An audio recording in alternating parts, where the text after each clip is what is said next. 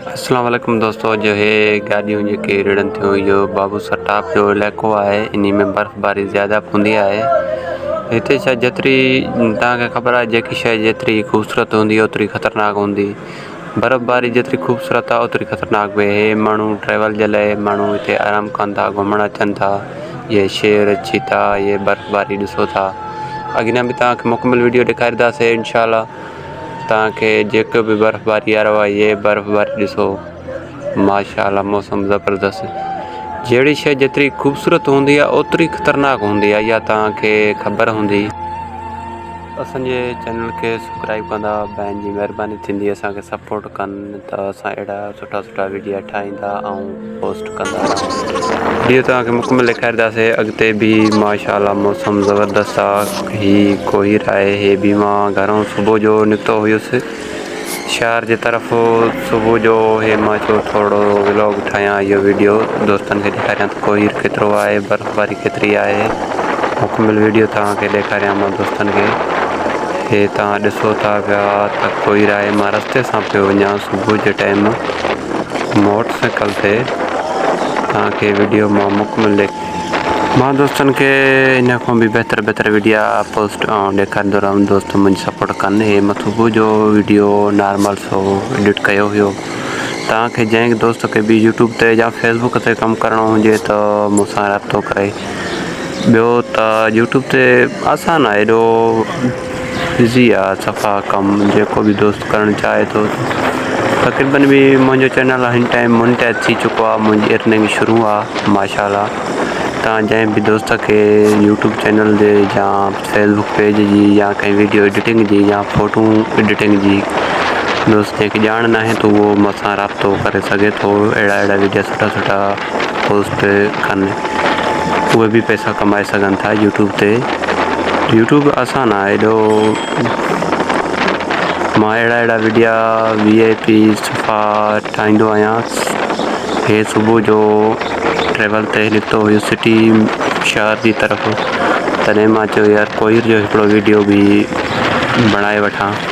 हे सुबुह जो वीडियो बणींदो मां बि शहर जी तरफ़ अचां पियो त कोहीर शदीद ज़्यादा हुजे। मूंखे सर्दी बि ॾाढी थी, मोटरसाइकिल ते हुयुसि। नंढा ॿार बि तूं मूंखे रस्ते में मिलिया, स्कूल वञनि पिया। स्कूलनि जी त मोकल अचनि शायदि इनखे ख़बर न हुई। हे मां शहर जे सोलो हुयुसि। तव्हां बि खे ॾेखारियां थो, कोहीर बि हुयो सुबुह जो, सर्दी बि हुई। मां वीडियो बि बणाईंदो आहियां। कोहीर ॾिसो था तव्हां केतिरो कोहीर आहे। सर्दी बि इन कोहीर खां बि ज़्यादा आहे। मुंहिंजे चैनल खे सपोर्ट कयो, सब्सक्राइब कयो, दोस्तनि जी महिरबानी। जेके घोड़ा उन्हनि जे लाइ मां जेको चवां थो त बाबा सुठो खाधो इस्तेमालु कयो। ऐं जेको हिन टाइम जेकी सर्दी हले थी, तमामु ज़्यादा सर्दी आहे। ऐं खाधो जेको पहिरियों नंबर त जेको सर्दी जे हिसाब सां जेको नुक़सानकार आहे, माना अटैक थिए थी। अटैक कहिड़ी वजह खां थिए थी ऐं छो थी थिए, इहो नंढनि ॿारनि जे लाइ ऐं वॾनि ॿारनि जे लाइ जेकी माना हलंदे जेकी आहे रत आहे जेकी बंदि थी वञे हार्ट अटैक हुननि जे, असां हुनखे अटैक थी माना अटैक थी वञे। उहो हिन में कुझु बि न आहे। हिनखे बचाइण जे लाइ कहिड़ियूं शयूं तव्हां इस्तेमालु कयो ऐं छा खाओ, उहो तव्हां हिन टाइम जेको आहे हा गरम शयूं, अंडो थी वियो या माखी थी वई या जेकियूं गरम शयूं आहिनि। ऐं ख़ासि में ख़ासि तव्हां हाणे हिन टाइम जेकी हिन मौसम में तव्हां इस्तेमालु कयो, जेकी चांहि तव्हां पियो था, थोरो हुन में गुड़ इस्तेमालु कयो। गुड़ वारी चांहि पियो, तमामु बहितरीनु आहे ऐं सुठी आहे ऐं नुक़सानकार बि न आहे, फ़ाइदेमंद आहे।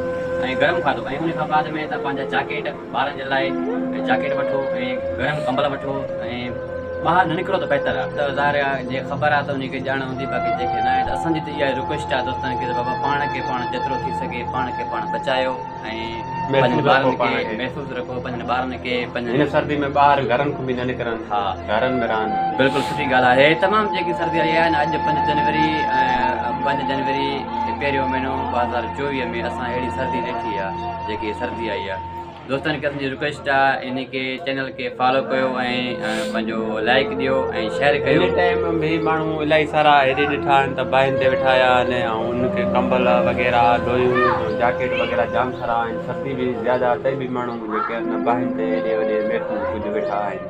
उनखे घुरिजे त घणो घरनि खां न निकिरनि, उहे घरनि में महफ़ूज़ रहनि, बीमारी खां बि बचनि। हा बिल्कुलु सुठी ॻाल्हि आहे। तव्हां ॾिसो बिल्कुलु वाक़ई वेठा आहिनि माण्हू, बाहिनि ते वेठा आहिनि, जैकेट पाए पिया आहिनि त बि बाहिनि ते वेठा आहिनि। जंहिंखे कंबल या वेड़ा पिया आहिनि त बि उहे बाहिनि ते वेठा आहिनि। माना तमामु सर्दी ज़्यादा आहे। तव्हां वधीक